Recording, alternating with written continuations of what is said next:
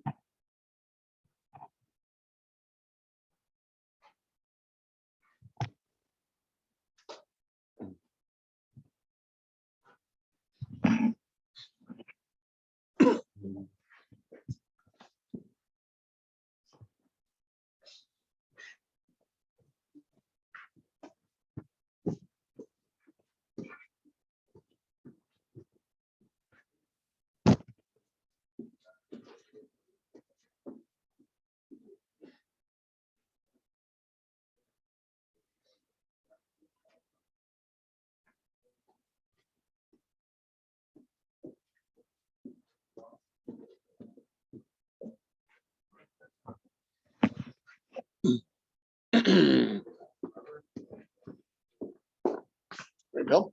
Morning. Yeah, so on Thursday, Serena was supposed to be here. She didn't show up. So Oh, really? I wonder if she's okay.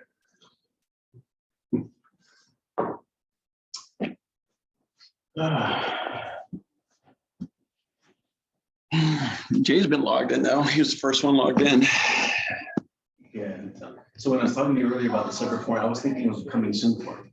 Needing to be a separate form. And I was thinking SELM versus register. That's what I was like. I confused myself with that.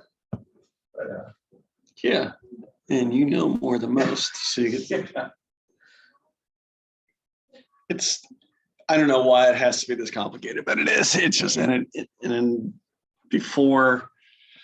Then of course registering or activating listings within 2 days. It used to be business days, then it turned out to be calendar days, right? It's all these minute changes that can cause violations. yeah. Like, you know, asking me, you have an SELM again. Yeah. He said, well, what should I put in here? I said, why are you using that form? Why don't you just use the listing contract, section 7? Yeah. So, no. He said, he has the listing contract. And I'm looking at it. Section 7 resembles nothing. Listing contract. I'm thinking, what? December 2015. So I'm like, it's 2015. He went into an old transaction. Called it the listing contract. Just redid it.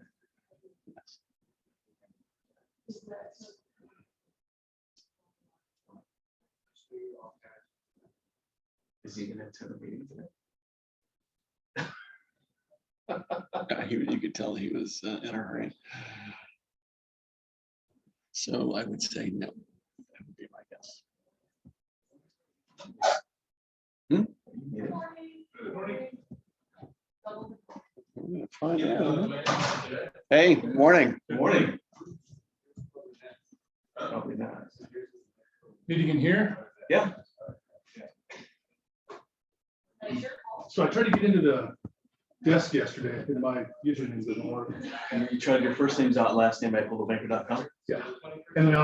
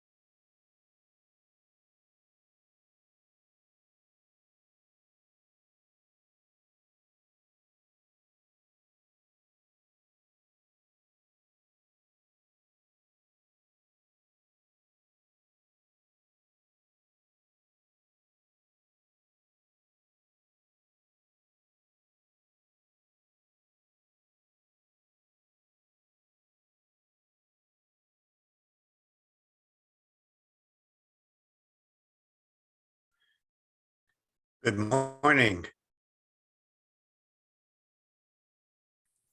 Good morning, John. How are you doing, my dear? I am well. Did you guys get a request yet for the new, my new listing? Did you open escrow?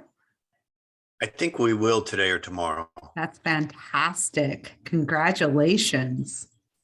Well, it's been on the market for like 3 or 4 days, so it's about time. Yeah, that took a long time. My goodness.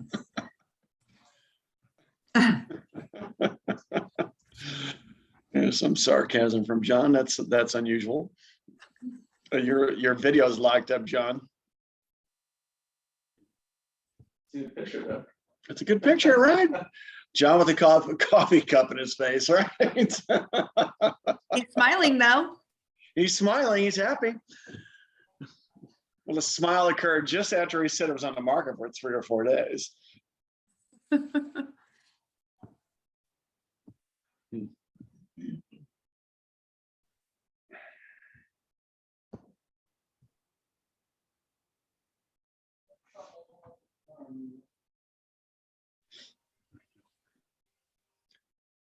I think I Yeah, live meeting. Both. both. Yeah. Yes. We are so clever here. I'm so confused. Like Zoom in the conference room. We're just clever. That's what we're doing. So for those that want to show up live, they can sit in here. And then Yeah. those that want to join it from home.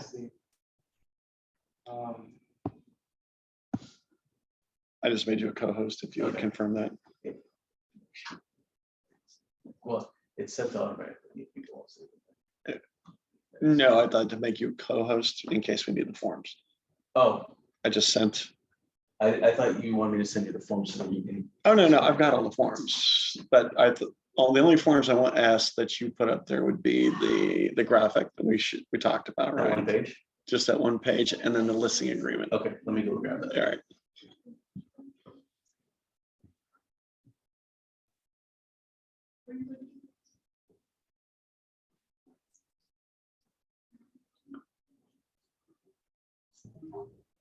Good morning. Good morning, everybody. How are you, Carmenza? How are you? Long Good, time to thanks. talk to you.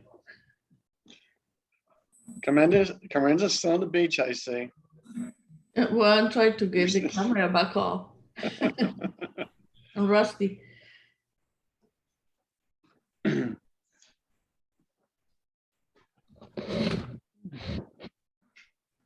What's new with the open houses? Everything is normal? If you want to consider this market normal, John Barris said he had a house on the market as long as 3 or 4 days. Is that normal? Well, it seems like it. Everybody's getting it right now. Well, interest rates have gone up substantially. I'm going to ask Sarah to address that today, just so you're aware what current market conditions are.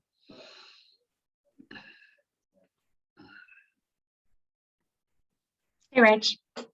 Good Hey, everyone. morning. How are Good you? morning. Good, how are you? I'm back. You're back. All right. Actually, I installed this new system here and technology, it's wonderful. So I'm trying to work on it from a different angle.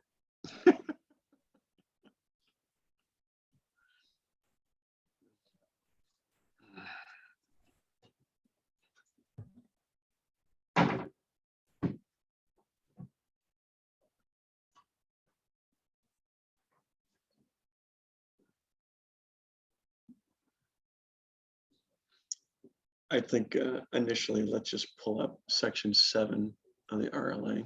Okay. So we can show the clerical operation policy. Okay,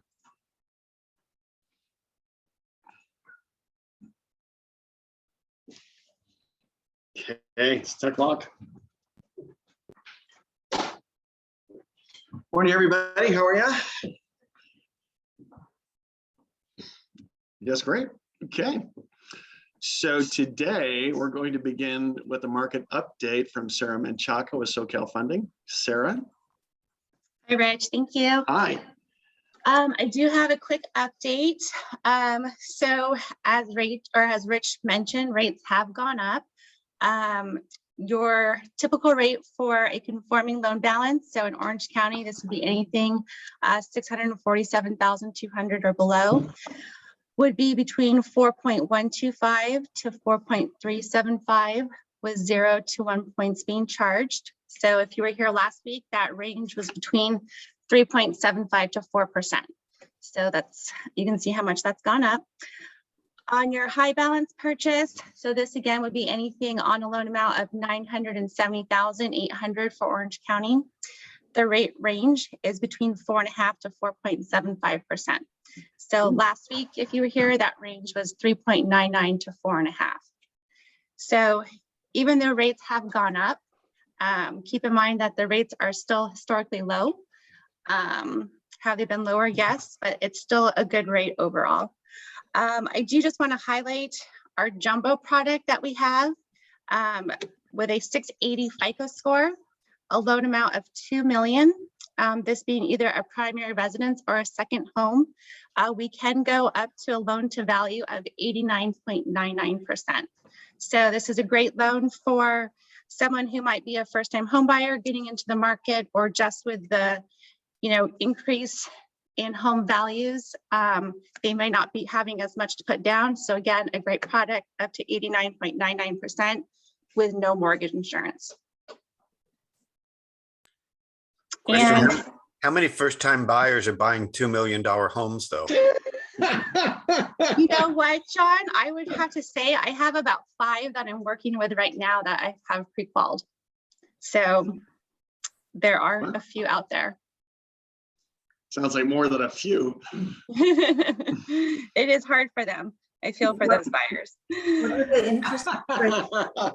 That's funny, Sarah. It must be And hard. then the other thing to highlight as well is we are offering a special up to a $600 appraisal credit for any purchase transaction that is a primary residence, closing through April 30th. So something that could help out these buyers in this type of market. Well, thanks, Sarah. Appreciate that. Any questions for Sarah? Yep. No. Okay. Today's discussion is the clear cooperation policy. And what is that? It's simply mandatory submission upon marketing a listing, and you must submit the listing within 1 business day of marketing or advertising a residential property. So there's a few different things that take place when we take a listing contract. We may be in the position that the effective date of the listing is not going to be, let's say, until May 1st, and we take the listing contract today. There could be another scenario in which the contract is dated today, say line 3, the effective or beginning date, but it's not signed until tomorrow. So the effective date would be tomorrow. So with that said, upon the validity of an effective date of a listing contract, you have 2 days to enter that, first of all, into the MLS. And if it's under a registered status, within 1 business day of marketing that property, you must enter it into the MLS. So I want to review the registered status with you, so we have a clear idea about what you can do and what you can't do. So remember, CRMLS Rule 7.8, mandatory delivery listing agreement, requires brokers to submit their listings to the MLS within 2 days of the effective date of the listing contract. So historically, complying with the rules meant that either putting the listing in the MLS as active or coming soon, or filing an exclusion waiver form such as the SELM was effective. The registered process in CRMLS allows agents and brokers to exclude listings from the MLS, comply with Rule 7.8, and avoid the former requirement. So when was the registered process first introduced? It was May, actually became effective August of 2020. So it's been around a long time. If you're going to register a listing, that means you're not going to be placing it on the MLS as active. You need 5 bits of information: property address, a list price, an effective date for the list contract, the expiration date of the listing agreement, and the date in which marketing will begin, which is also known as the start marketing date. So when must you register a listing? So a listing that must be registered is any listing that you do not input into the MLS with either a coming soon or active status. So if it's not going to be active, then you must register the listing within 2 business days. Actually, it's 2 days of the effective date of any exclusive right or sell reserve listing agreement. And then, can anyone tell me, or would you like to even volunteer to tell me what the effective date of a listing agreement is? I'm listening. If anybody wants to volunteer that, Carlos? It's the later of the either beginning date or the signature date. Correct. So on line 3 of the listing agreement, it is the effective date is going to be the later of the effective date of the listing agreement is, once again, the beginning date on page 1 or the date of the last required signature. And that does not include your signature as the agent. And then in terms of registered listings, if it's not going to be actively marketed at the time the listing agreement is effective, you must complete a form SELM, or you can use the equivalent, which is found in the listing agreement. And we had that displayed for you. So under section 7, is it D? That's it. Section 7D, that will be the equivalent of the form SELM. So when using the RLA, it is not a requirement to complete an SELM if you choose to use a listing contract. So within that section, it talks about the clear cooperation policy. And in our case, the clear cooperation policy does apply, and the default language in the listing agreement also indicates that it is applicable. So please don't check the box saying that it does not apply, because it does apply. Keep that in mind. And the start marketing date could be some date in the future. So there's nothing wrong with that. You can have an effective contract today, but we don't market it until May 1st. And why would we want that contract effective today? Because if the effective date isn't until May 1st, if the seller sells that property, we're not entitled to any commission. So that would be the reason to have an effective date today and possibly begin marketing at some point in the future. If the seller never instructs you to market a property, you must confirm that in the listing contract or on the SELM. But regardless, there's language in the listing contract that indicates that within 1 day of marketing, you must place the listing on the MLS as active or coming soon. One of those 2 active statuses.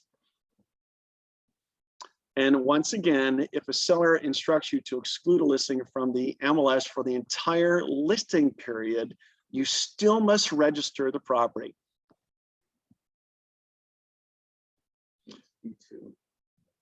Yes. And then if you can you register a listing if the listing agreement is not in effect yet? No.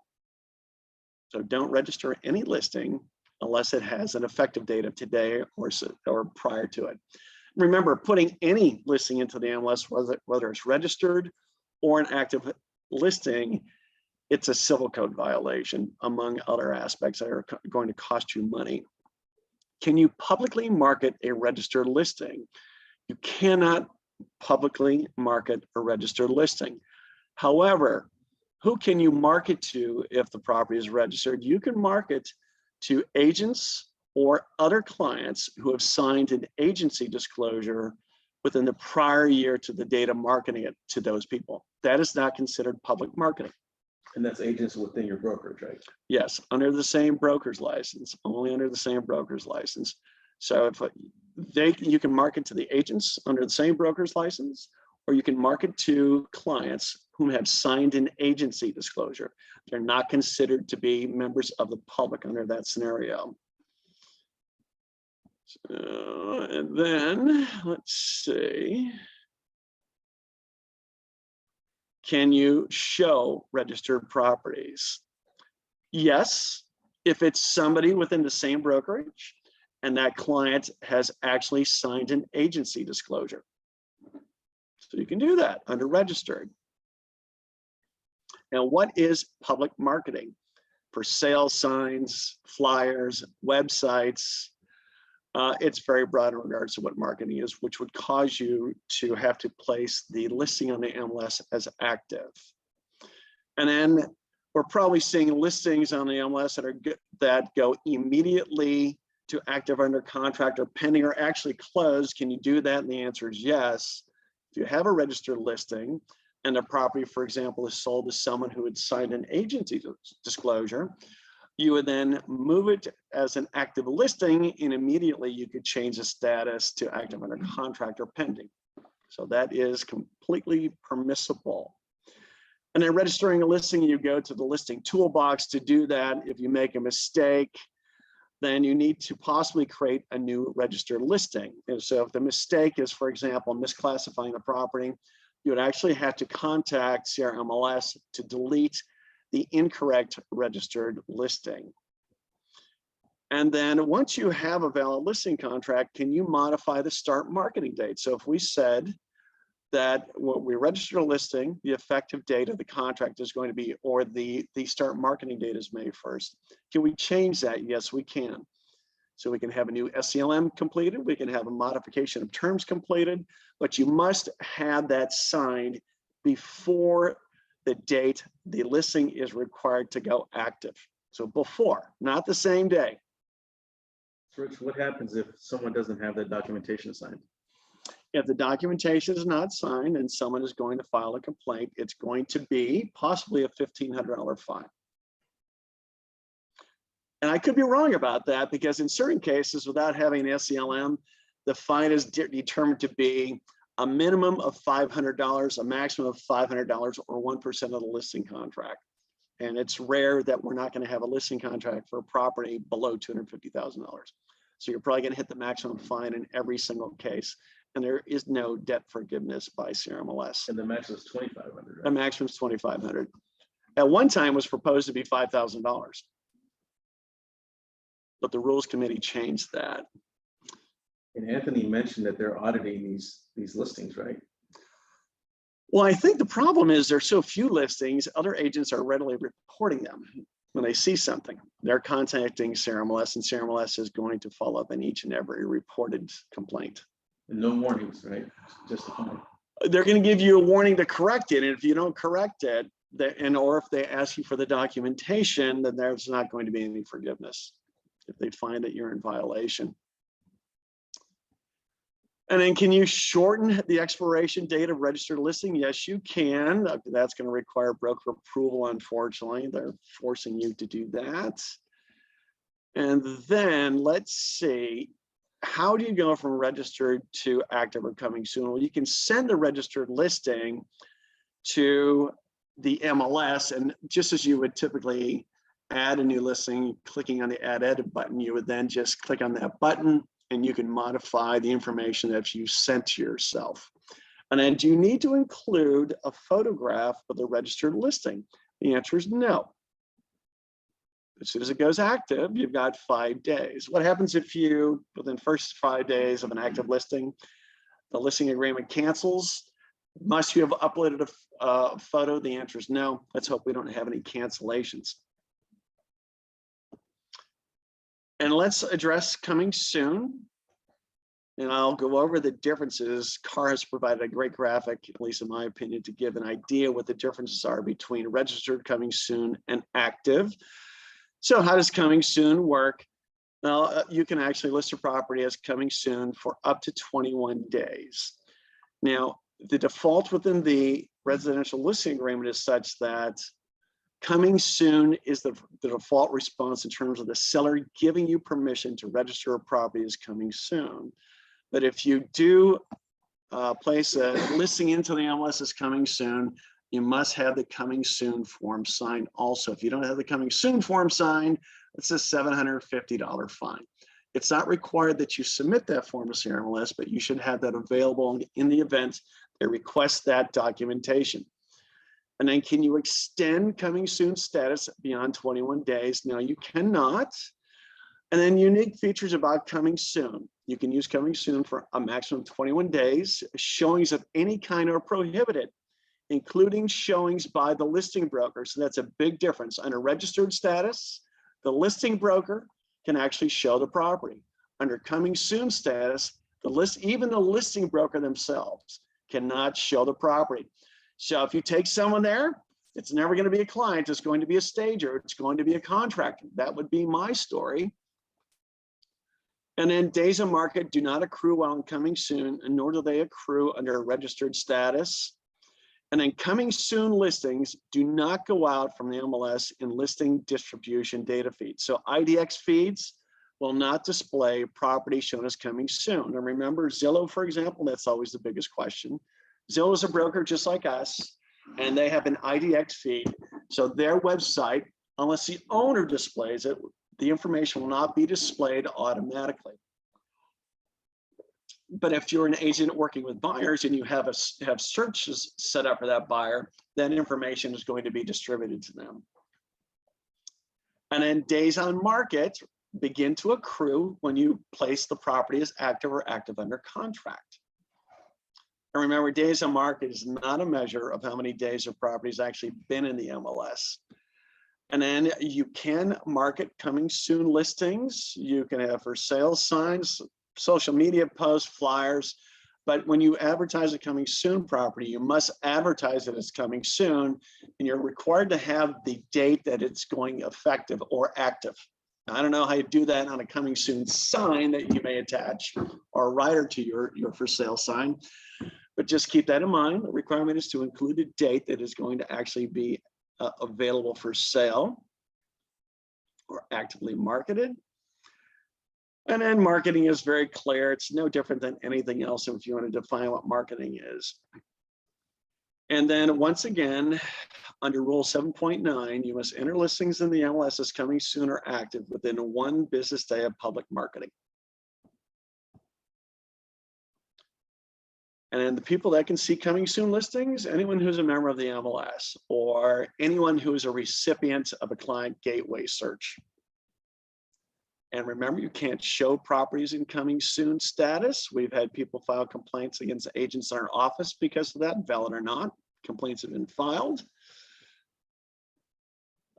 Let's see. And then remember, it's coming soon. There's no prohibition in regards to who you can market to.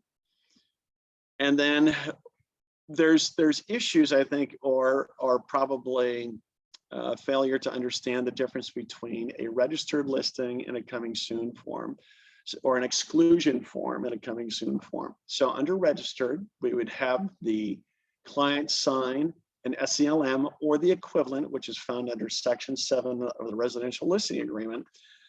Whereas a coming soon form, first of all, the default in the contract is that the client will allow you to advertise a property as coming soon or to classify the status as coming soon, but you must have a coming soon form signed.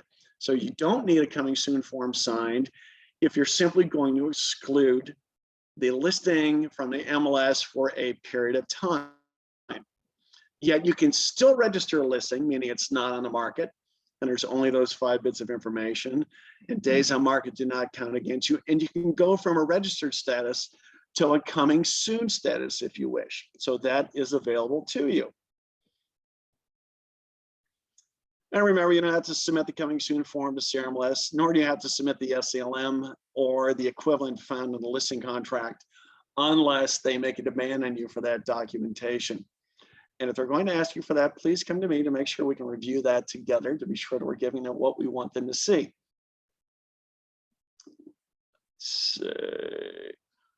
And if you made a mistake at entering a property as coming soon as opposed to active, you got to contact CRMLS and do it immediately. If you let a day pass, they're probably not going to give you any assistance and say it's too bad. And then photos are required under coming soon, whereas under registered, they are not required. And you can add virtual tours to coming soon listings also. And a buyer can present an offer and a seller can accept an offer, although inspections are not permitted, assuming you allow someone to access a property of 1 day to place a property as active on the MLS. And then you can modify the start showing date at any time after you enter a coming soon listing also. And remember, coming soon listings are not in IDX data feeds. So Carlos, if you would pull up the graphic. So the clear cooperation policy does apply to us. And that means within 1 day of marketing a property, you must enter the listing in the MLS with an active status, and that's either coming soon or active. So that does apply to us. And then upon a listing contract being signed within 2 days of the effective date, you must enter it into the MLS or register it. So register is just almost a requirement, just like entering a listing as you normally would. Just look at it that way, just a much more simplified process. There are no exceptions in regards to entering properties as registered, no matter if you will never place it on the MLS or actively market it to the public. So we do have a great graph here that Carr provided us to give an idea as to the differences or the similarities between the status. So you can see under registered, no marketing is permitted. Coming soon, marketing is permitted. And active, simple, marketing is allowed. Registered, it's not displayed on the MLS, whereas coming soon is. Same thing with an actively marketed property. Under registered, no commission is offered. And commission is offered under coming soon, likewise active. No days on market under registered and coming soon. And then under registered, there is no distribution. However, under coming soon, it is limited distribution through the MLS. IDX is not included. And then registered, you can show it to your client who has signed an agency disclosure under coming soon. There are no exceptions. There are no showings permitted. Shall we take a look at the listing contract? If you would mind going back to that once again. It's only under section 7. Yep. So you can see section 7A, the default is the clear cooperation policy does apply, and it does apply to us. And why is that box available? Because there could be other MLSs to which the clear cooperation policy does not apply. So that would be at their discretion. Talks about public marketing and the requirements, the coming soon status, which is the default in here. If you check the box, then the client does not authorize you to advertise a property is coming soon. And under section 7D, this is where we would insert the start marketing date. And when you're entering a new listing into the MLS, there is a start marketing date field. And that date within the MLS should match the date shown in section 7D1. If you go down to 7D2, the seller could instruct you to never market the property, but regardless, if you do market the property, then you're required to place it in the MLS. All right. Section F, never check that box, at least not until we have a change in the rules. We have a couple of questions. We do, okay. First question was, what about single party compensation? Is it considered registered? No. So a single party compensation agreement, you're not representing the seller and it's not a valid listing. So no, there's no requirement to register transaction in which you had a single party compensation agreement signed by the seller. Now you may be able to have that entered for comparable purposes after the close, but you would not be in violation for not registering that property because you don't have a valid listing contract. Even a commission agreement probably is not considered, the Form CA is not considered a valid listing contract, which would then trigger your obligation to enter that listing into the MLS. Second question is, what does SELM stand for? It is a good question. Seller exclusion of listing from the multiple listing service. So seller exclusion of listing from the multiple listing service. Let's see. Last question, under registered, would the selling agent get a commission if sold within the same broker? No commission to all other agents. Compensation, that's a good question. Compensation or cooperation in terms of compensation is not available through a registered listing. So if you make an offer on a registered listing, you're not entitled to any compensation. To be sure that you are, you would have a CBC sign. So a cooperating broker commission form would be presented to the listing agent to assure you of being compensated. Remember, realistically, unless a listing is under an active status, compensation is not necessarily, you're not entitled to compensation necessarily. So if it's on hold or withdrawn, if you represent a buyer associated with that transaction, the contractual offer of compensation is not necessarily available to you. So to assure yourself of compensation, submit a cooperating broker commission form in advance of submitting an offer. So big difference there in terms of being paid and obviously not being paid. And then if it's within, an interesting aspect about the question that Christine said, if sold within the same broker as a commission offered. Well, if there's commission disputes between agents under the same broker's license, that's not an arbitrable issue with CRMLS, and it's up to the broker to make that decision. Isn't that interesting? So that's why you never want to put somebody in your office in the position of having to make a decision. Always get documentation. So Christine, I would always suggest that you have something signed by the agent in the office, even though we think that we trust each other.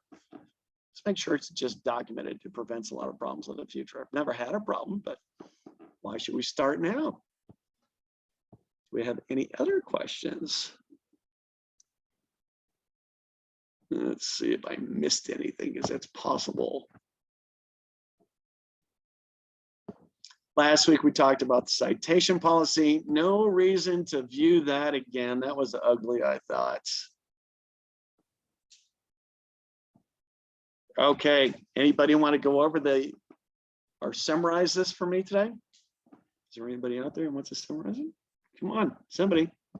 John Barris, I'm going to call on you. You're a listing beast.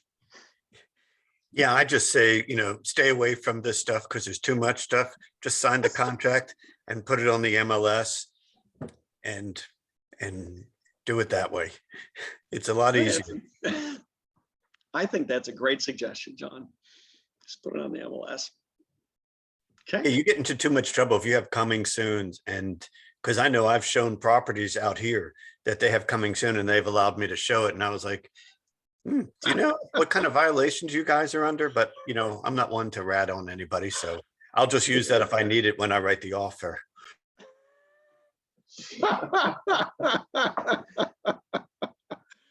Yeah, the citation policy doesn't say that there's a violation associated with a person from the other office who's not entitled to show it, but very well, you might be implicated also. I don't know what the answer to that would be. So be careful about that extortion, John. So who can, Richard, who can cite you if you show coming soon, the listing agent or other agents?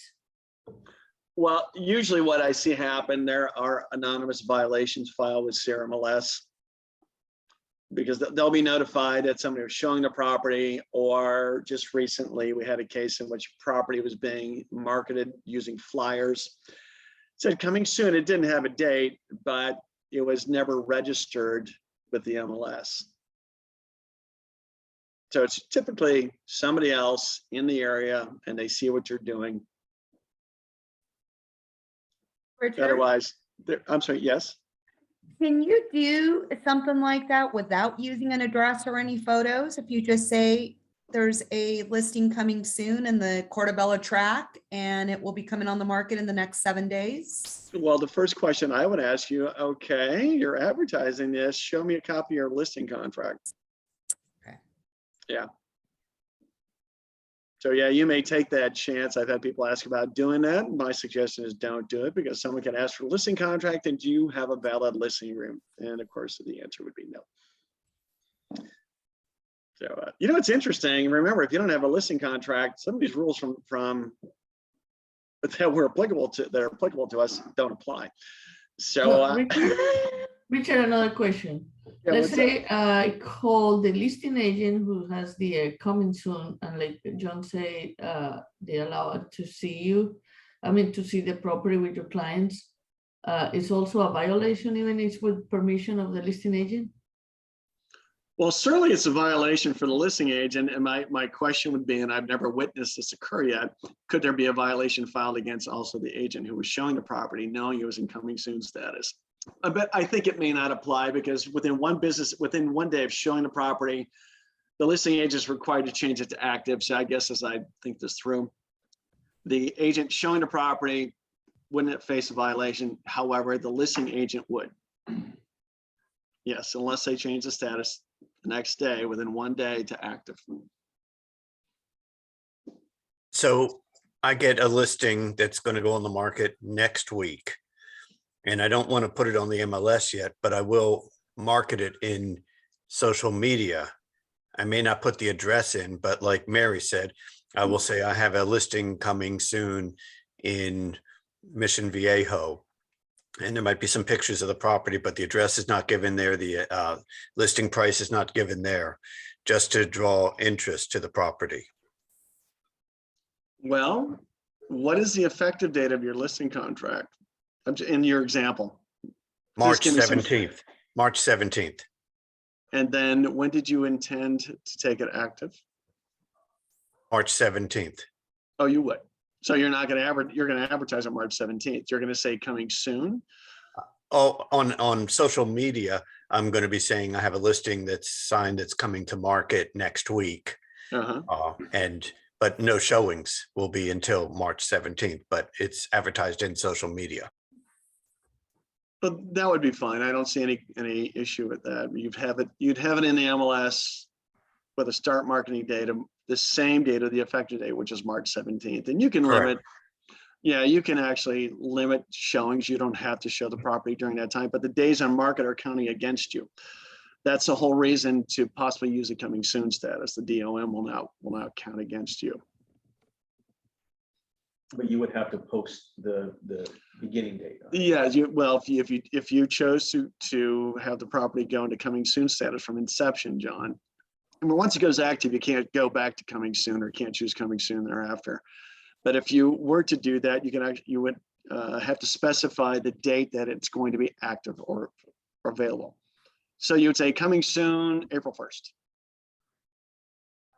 Cool. And Debbie, to answer your question, it is a real listing. It actually wasn't March 17th. It was like this past Saturday. So it is a property that, and I did market it on social media like Tuesday, Wednesday of last week. So you saw that because you and I discussed that. So you followed the rules, John. I always do. Was there a date on that?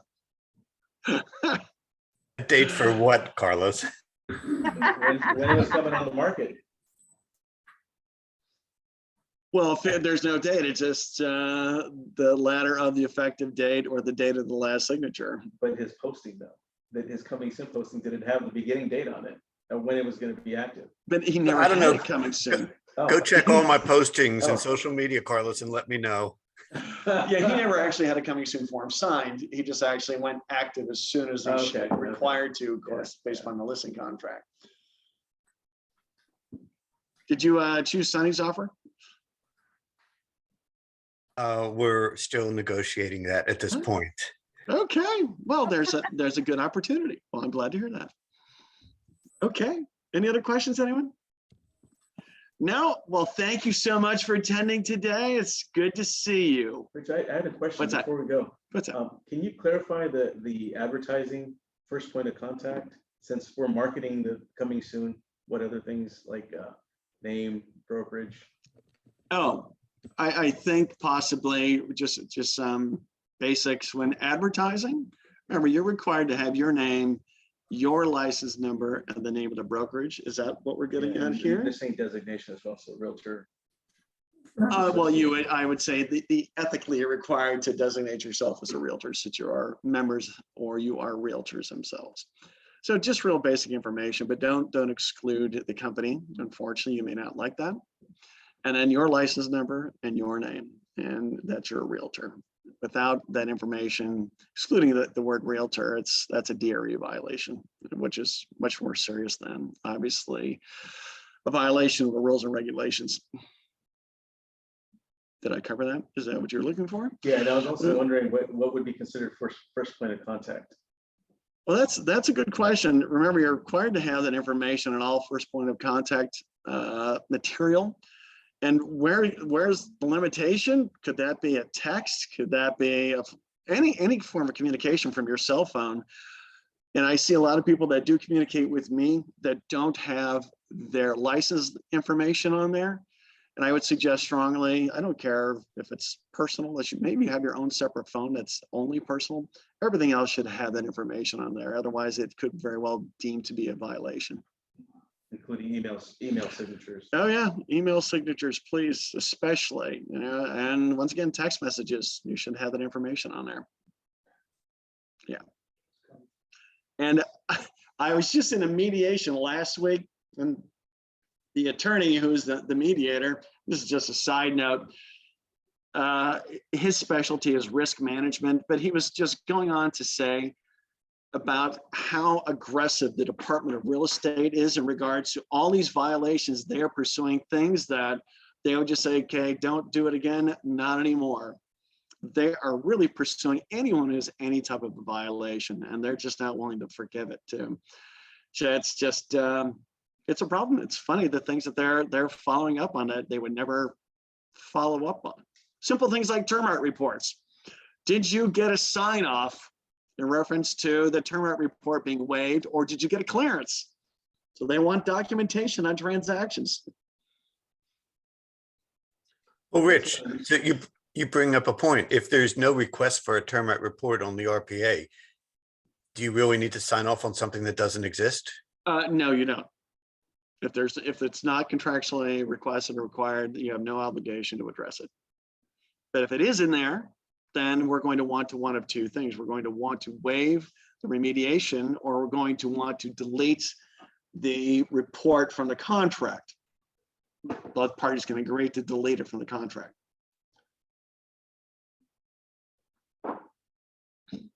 Okay, any other questions? That's the good thing about attending the office meetings and reading the emails we send out, that you guys are informed. Yeah. Richard? Yes. No, when you're done, when you're done. No. Go ahead, Barry. I just had a quick public service announcement for something that I'm seeing quite often in the past month or so, especially for our buyer's agents. I'm not really sure what the diplomatic way to ask a listing agent or escrow would be, but we're finding very often that we have sellers that are abroad and having a really tough time on these short closings on getting their deeds notarized from the US Embassy. I'm not sure if there is anything on the contract where you can specify that, but sometimes we're finding a week before closing that they're unable to get appointments in a timely manner. So closings are having to be delayed. We've just had a situation where someone's going to have to get a loan extension.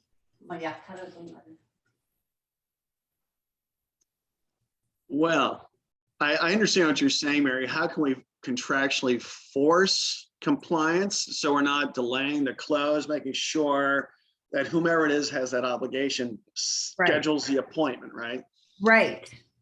I guess you'd have to know in advance, but that's something very interesting. If you look at the contract, there are certain covenants in there. When must somebody return their escrow instructions? Well, it's either 3 or 5 days. So there are mandates within the contract requiring each party to perform. Otherwise, the other party can give a notice to perform and cancel thereafter if there's no compliance. Maybe if you know that in advance, maybe you can create your own contractual covenant saying you must go to the embassy or obtain an apostille or make the effort or schedule an appointment within 7 days from execution of this contract. Because I've witnessed this more now than ever in terms of people having to go to the embassy or getting apostilles, and it's always at the time of close of escrow. Right. And it's so common. I think that's a very good point. Yeah, and there's a lot of escrows, if they haven't done very many of them, I don't think they even realize it. They just send these grant deeds out and say, you know, you need to go get this notarized, set up an appointment. And then they find out that, you know, someone is in Canada or someone's in China. And sometimes these are weeks, like Canada right now is about 6 weeks out. So it creates havoc for a lot of the buyers because, you know, everyone's on a schedule. So if you're a listing agent, ideally you want to know where your client is. They're going to have to sign the grant deed. And if you're representing a buyer and they're getting a loan, you need to know where they're going to be located. You shouldn't be doing a 10-day close if you're sellers are abroad and you're not even sure if they have an appointment set in place. I mean, we're seeing this, you know, and it's just, it's fascinating. I know there's a lot of moving parts, but it is, there's no way to close without a notarized grant deed. Yeah, good point, Mary. Thank you. All right. I have a question for you. What's that, John? Is there any requirements? Is it ethical or unethical to ask a listing agent if they're representing one of the multiple offers? Or do I have any requirement as a listing agent to disclose that I'm representing the buyer and competing against other agents? Now, you don't have an obligation to disclose that. And there's nothing that prevents you as an agent representing a buyer from asking that question. I see nothing wrong with that. You know, where listing agents have to comply, for example, if you ask them, what is the expiration date of your existing listing? You're entitled to ask that, and they have an obligation to disclose that to you. And then if in the event they don't, you have an opportunity then to contact the seller directly to get that information. So there's an example in which they have an obligation to comply with information. Great. And then they have to tell you if all contingencies have been removed. Right? So that's another obligation ethically. But I would ask, I think it's a good idea, John. Why not? Yeah, I was looking at a listing today that I was up against, and our offer was better than any offer with the exception of our contingencies. And the agent, which I had a feeling knew the only way he could beat me out was to have me remove all my contingencies for my client, which I refused to. And he says, well, his offer that's competing against it has no contingencies. And I see it's an escrow, but it's active accepting backups. And if he removed contingencies, I would have thought maybe he should have put it in as pending. Would think so. Now, that brings up another point. Remember, if an agent takes a listing contract and should they represent both parties, the contract stipulates that the commission is going to be reduced by, say, 1 point, or it's a variable rate commission agreement, and you're entitled to ask that, and they have an obligation to disclose that also on the MLS, and you're entitled to find out what the difference is because they have a much better position than you do financially to close the transaction. So that would be the question. Do you have a variable rate commission agreement? First of all, they may not understand what you're saying. Well, and I was just going to ask, because I know that I keep going back and forth with that. Can you explain, so for everybody's benefit, including mine, the difference between a variable if you write yes in the listing contract or no? Okay. If we take a listing contract for 5%, and if I represent the seller and someone else represents the buyer, let's assume we're splitting the commissions, the total commission is 5%. That's what's going to be paid. And if I have a listing contract that doesn't have variable rate features, I would collect the full 5%. But if I take a listing contract and I say to the seller, look, I have a good opportunity to double end this, and if I do, I'm going to charge you 4% in total versus the 5%, should I represent both parties. That is now a variable rate commission agreement. And that you have an obligation to disclose that on the MLS as a listing agent. And once again, you as an agent representing a buyer have an opportunity to ask them what that differential is, because they have an undue advantage over you in regards to what's going to benefit the seller most. So they have to tell you what that difference is. If the seller's saving 1% because Richard represents buyer and seller, they have an obligation to disclose that to you. And check the box yes. If you check the box no, then you don't have to disclose, and you can represent both parties, but you don't have to disclose that you are representing both parties. Oh, I know, representing, that's difference. That's the difference in terms of representation, and just should I have the opportunity to represent both. Now, if you check the box no, like you may not trust this listing agent, so now you notify CRMLS that you believe that this person actually has a variable rate commission agreement and it's not disclosed properly on the MLS. They're going to ask for that listing contract, and they're going to see what the terms of that listing contract are. And the fine's pretty stiff, as a matter of fact. I don't remember what that is. Then they're going to have to change the status and disclose the differential to you anyways. So that's different than if they're actively representing both sides. Yes, you could still ask the same question about a variable rate commission agreement. So you know what their undue advantages over you and or your client. And not to give you, let's talk about opportunities to avoid fines. If you take a listing contract and if you're going to implement a dual or variable rate commission feature, I would suggest putting that language on a separate addendum. And don't reference that addendum on my listing contract. And why? Because if CRMLS asks for your listing contract, I'm going to just send your listing contract. I'm not going to send any addendums that aren't referenced. Technicalities, huh? Fine avoidance, right? Is there a variable rate form to sign when you're taking a listing? No, there is no form. You would just specify that if you represent both parties. And remember, when taking a listing contract, dual agency is anyone under the same broker's license. So specify if John Barris represents both buyer and seller, not if my office or if Coldwell Banker represents both. So there's a big difference there because we don't want to cut our commissions if someone else in the same office represents a buyer and John's representing the seller. Just write that into the listing terms right here. Yeah, absolutely. Right. Right. Jeff, there's a good area where you can just write in the information.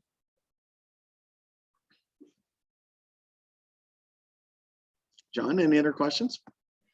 I'm good for now. I don't want to get in Okay. trouble. Okay. Okay, well, thanks everybody. Sarah, thank you very much for the information today. Hopefully rates go down between now and next week.